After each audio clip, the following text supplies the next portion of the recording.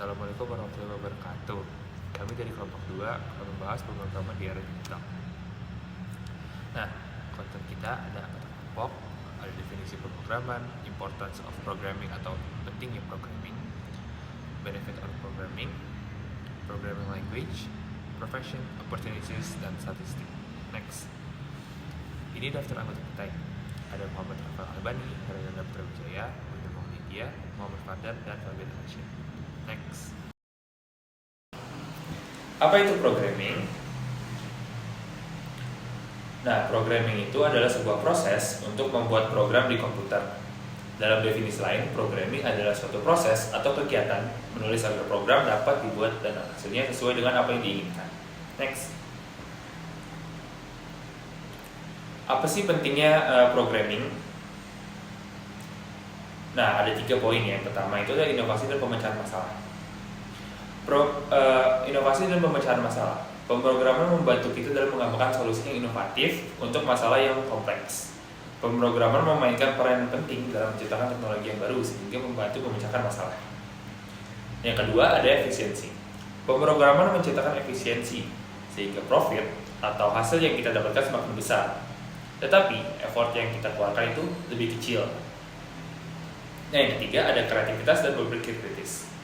Critical thinking atau berpikir kritis dan kreativitas dalam pemrograman sangat dibutuhkan karena dalam pemrograman tidak ada batasan yang bisa dibuat untuk suatu program. Next. Selanjutnya saya akan mempresentasikan manfaat dari belajar pemrograman. Yang pertama adalah peluang karir yang luas. Di era digital, hampir semua industri membutuhkan keterampilan pemrograman. Profesi seperti pengembang perangkat lunak, analisis data, dan spesialis keamanan cyber sangat dicari. Bahkan, di bidang non-teknis seperti pemasaran dan desain, pemahaman dasar tentang pemrograman dapat memberikan keunggulan kompetitif. Yang kedua adalah kemampuan problem solving dan logika. Pemrograman mengajarkan cara berpikir yang terstruktur dan logis. Saat menulis kode, kita belajar untuk memecah masalah besar menjadi bagian-bagian kecil yang dapat dikelola. Ini meningkatkan kemampuan kita dalam memecahkan masalah secara umum, tidak hanya dalam konteks teknologi. Yang ketiga adalah inovasi dan kreativitas. Dengan pemrograman, kita bisa menciptakan solusi inovatif untuk berbagai masalah. Misalnya aplikasi mobile yang memudahkan kehidupan sehari-hari seperti platform e-commerce yang bisa menghubungkan penjual dan pembeli. Lalu yang keempat adalah permintaan yang tinggi untuk programmer. Permintaan untuk programmer terus meningkat seiring dengan perkembangan teknologi. Banyak perusahaan mencari individu yang dapat membantu mereka beradaptasi dengan perubahan teknologi dan memanfaatkan peluang baru yang muncul. Selanjutnya yang kelima adalah mendukung transformasi digital.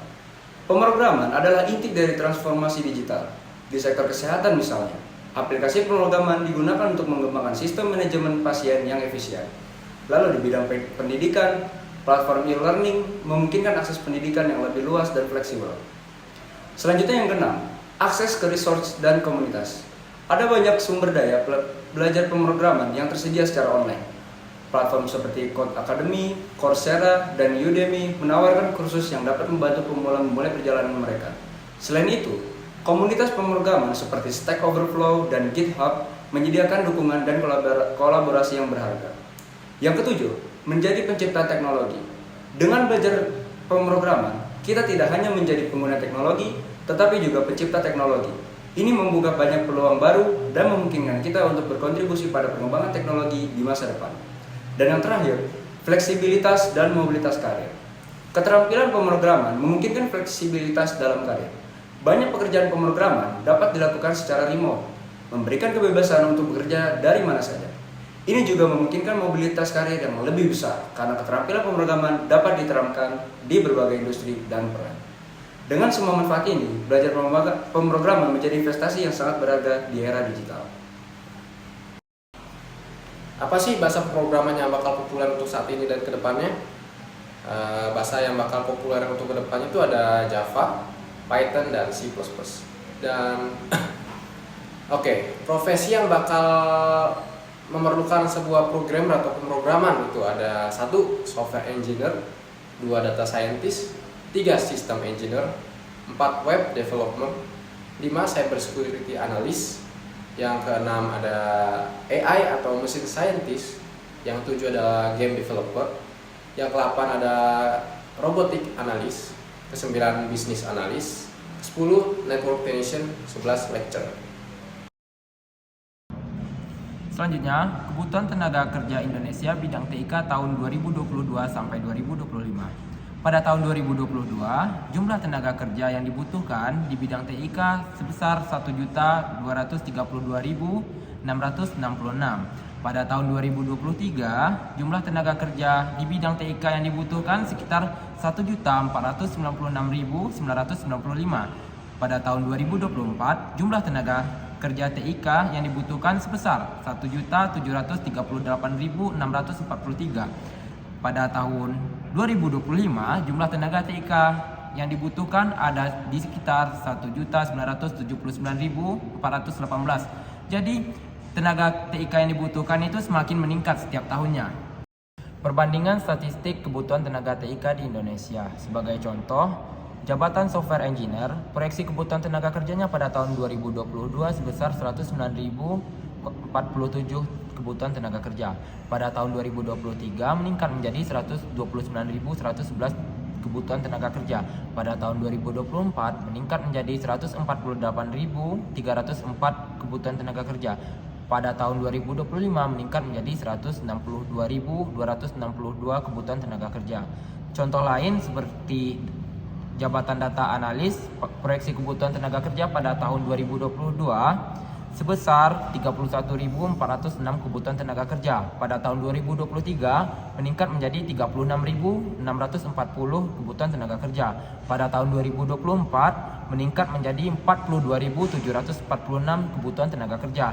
Pada tahun 2025 meningkat menjadi 51.470 kebutuhan tenaga kerja.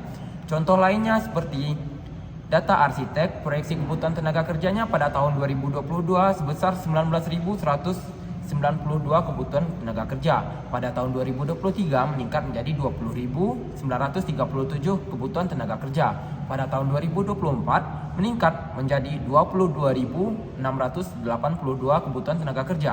Dan pada tahun 2025 meningkat menjadi 27.919 kebutuhan tenaga kerja.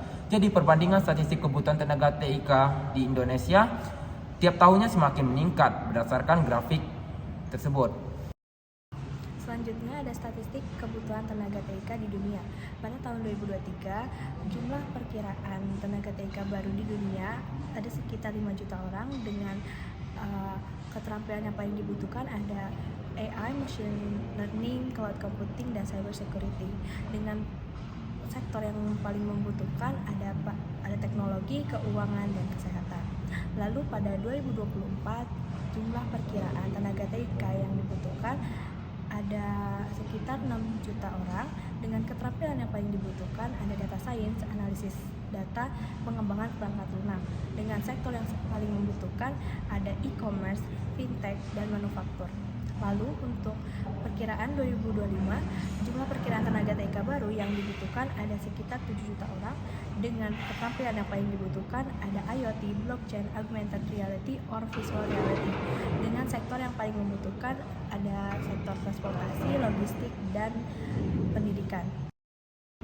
Selanjutnya ada perbandingan gaji tenaga TIK di Indonesia dan di USA. Yang pertama, di Indonesia dengan posisi programmer junior mendapatkan gaji pokok rata-rata per tahunnya 10 sampai 15 US dollar dengan catatan bervariasi mengikuti kota dan perusahaannya. Sebagai perbandingannya di Amerika Serikat dengan posisi yang sama yaitu programmer junior mendapatkan gaji pokok rata-rata 50 sampai 70 ribu US dollar dengan catatan gaji umumnya lebih tinggi menyesuaikan dengan biaya hidup yang lebih tinggi.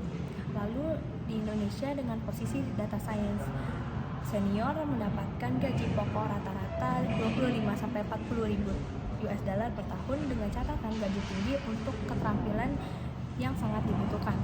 Lalu ada di Amerika Serikat dengan posisi yang sama data science senior mendapatkan gaji pokok rata-rata 120 sampai 180 ribu US dollar per tahun dengan catatan permintaan tinggi untuk peranan ini. Jadi mungkin itu saja presentasi kami dari kelompok 2. Terlebih dan terkurang kami minta maaf. Saya akhiri dengan mengucapkan terima kasih.